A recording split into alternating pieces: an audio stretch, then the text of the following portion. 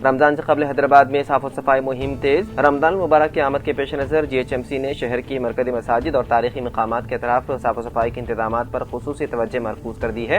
इस सिलसिले में GHMC कमिश्नर RV कन्ना ने तारीखी मकाम चारमीनार के तरफ मुख्तलिफ इलाकों का दौरा किया।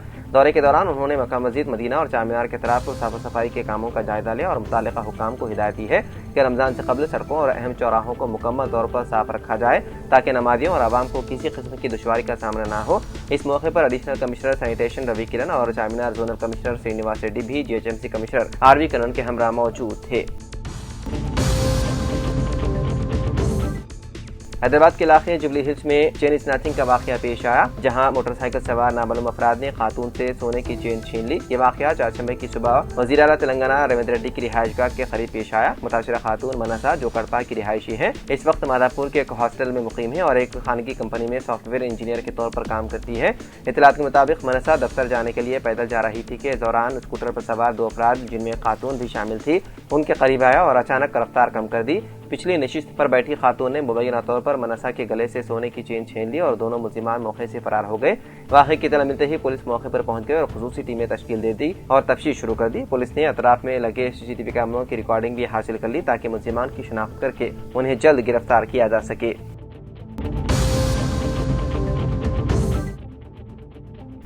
दोनों तेलुगु रियासतों तेलंगाना और आंध्र प्रदेश की अदालतों को बम धमकियों के पैगामात मौसूल होने से सनसनी फैल गई। हैदराबाद में नामपल्ली अदालत और करीमनगर की अदालतों के साथ साथ आंध्र प्रदेश में अनंतपुरम, राजमंड्री सेंट्रल और जिले की अदालतों में बम रखने की धमकियां मौसूल हुई। मौसूलशुदा ईमेल में बताया गया है कि बम दोपहर 12:05 पर फटेंगे।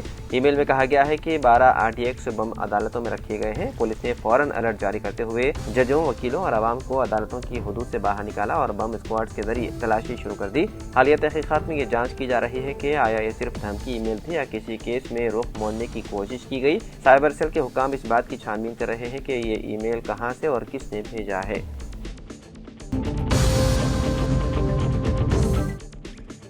हैदराबाद में दिन के दर्ज हरारत में 29 से 33 डिग्री सेंटीग्रेड के दरमियान दर्ज किया जा रहा है। इस माह के दूसरे हफ्ते से यह तब्दीली देखने में आ रही है। सुबह के वक्त थोड़ी सर्दी है, लेकिन सुबह 10 बजे के बाद सूरज की आबोताब देखी जा रही है।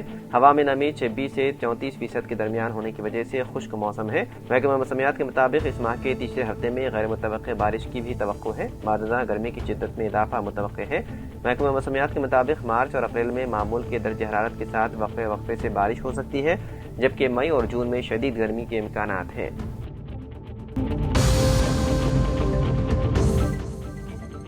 हैदराबाद के 24 साल मोहम्मद अब्दुल शोएब जो गुज़िश्ता साल 17 नवंबर को मदीना के करीब पेश होने वाले अलमनाक बस हादसे में 45 उम्रा ज़ायरीन के हलाकत के बावजूद वाहिद जिंदा बचने वाले थे को बहाली इक़दामात के तहत टिमरीज यानी कि Telangana minorities residential educational institution society में मुलाजिमत फराहम की गई है।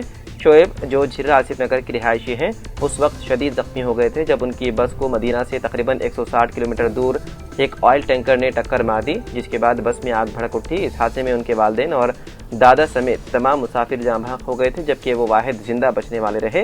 हादसे के बाद शोएब का इलाज सऊदी जर्मन अस्पताल में किया गया, जहाँ उनकी निगरानी हैदराबाद से ताल्लुक़ रखने वाले माहिर डॉक्टर मोहम्मद नूरुद्दीन और सऊदी मुआलिज डॉक्टर यासिर ने की है।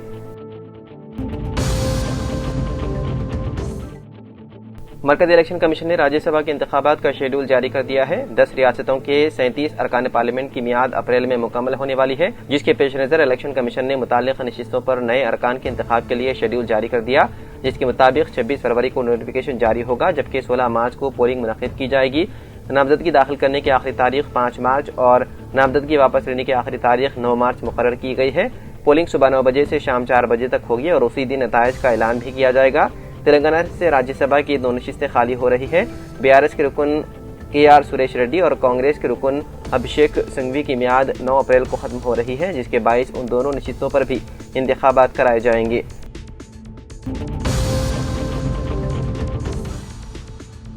तेलंगाना के जगतियाल जिले में सोशल मीडिया रील्स के शौक ने एक नौजवान को ऐसी हरकत पर मजबूर कर दिया जिसने सबको हैरान कर दिया। नौजवान ने बुरका पहनकर कोटला बस स्टैंड पर मुश्तबा अंदाज में चक्कर लगाने शुरू कर दिए तो वहां मौजूद अमले को शक हुआ और उसे फौरन काबू में ले लिया गया। जब हकीकत सामने आई तो सब दंग रह गए। नौजवान ने इतराफ़ किया है कि वो सिर्फ सोशल मीडिया पर रील बनाने के लिए ये ड्रामा कर रहा था, ताहम फौरी तौर पर उसकी शिनाख्त नहीं हो सकी। वाक़े के बाद बस स्टैंड के अमले ने उसे पुलिस के हवाले कर दिया, जहां उससे मजीद पूछताछ की जा रही है, जबकि शहरियों में इस हरकत पर हैरत के साथ तशवीश भी पाई जा रही है।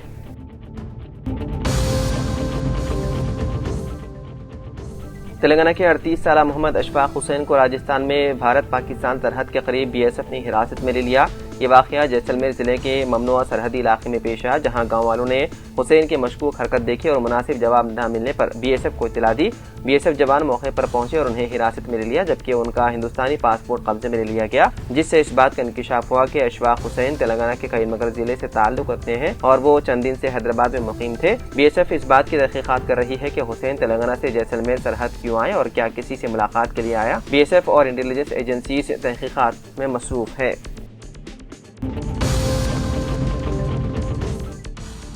दुनिया भर की सियासत में तहलका मचाने वाली एप्स्टीन फाइल्स में अब शहर हैदराबाद से ताल्लुक रखने वालों की दिलचस्पियां भी बढ़ने लगी है, क्योंकि उन फाइल्स में अब हैदराबाद का भी तज़किरा होने लगा है और शहर हैदराबाद से ताल्लुक रखने वाले ताजिर के तज़किरे के बाद अब एप्स्टीन फाइल्स का बारीकी से जायजा लिया जाने लगा है। एप्स्टीन फाइल्स के ईमेल के इंकिशाफात में शहर हैदराबाद से ताल्लुक रखने वाले एक ऐसे ताजिर का तज़किरा सामने आया है, जिसने साल 2013 में नरेंद्र मोदी के सियासी मुशीर और मनसूबे साज के तौर पर खिदमत अंजाम देने के अलावा नरेंद्र मोदी के गुजराती शायरी का अंग्रेजी में तर्जुमा किया। रवि मंथा नामी ताजिर, जिसका ताल्लुक हैदराबाद से है, के मुतालिक एप्स्टीन फाइल के इंकिशाफात में ये बात सामने आई है कि साल 2017 में रवि मंथा ने जिनसी हरासानी के अलावा संगीन जराइम के मुजरिम जेफरी एप्स्टीन से मुलाकात की थी।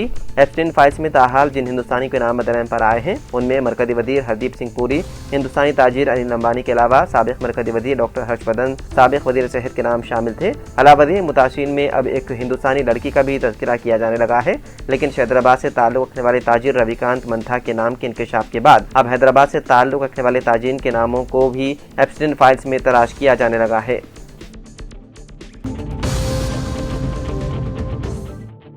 तेलंगाना हाई कोर्ट ने हाइड्रा से गंडीपेट के इलाके में 1600 मुरब्बा गज अराजी से फेंसिंग हटाने से मुताल्लिक साबिक़ा अहकामात पर अमलावरी के बारे में दरियाफ्त किया। अदालत ने हाइड्रा के इस दावे पर शदीद रद्द-ए-अमल का इजहार किया कि इदारे सरकारी अरादी का तहफ़्फ़ुज़ कर रहा है। जस्टिस एनवी श्रवण कुमार ने कहा कि सरकारी अरादियात के तहफ़्फ़ुज़ के लिए दस्तूरी अदालतें मौजूद हैं और हाइड्रा जैसे इदारे अदालत से बरतर नहीं हो सकते।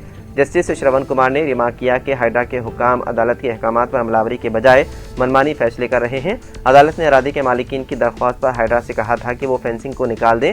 अदालत ने अरादी के तयन के सिलसिले में खामियों को दूर करने की हिदायत दी थी। जस्टिस श्रवण कुमार ने हाइड्रा से सवाल किया कि वो अदालती अहकाम की खिलाफ वर्जी की वजूहात बयान करें। हाइड्रा के वकील ने बताया है कि मुख्तलिफ गोशों की जानिब से सरकारी अरादियात पर नाजायज़ कब्जों की शिकायत पर यह कार्रवाई की गई।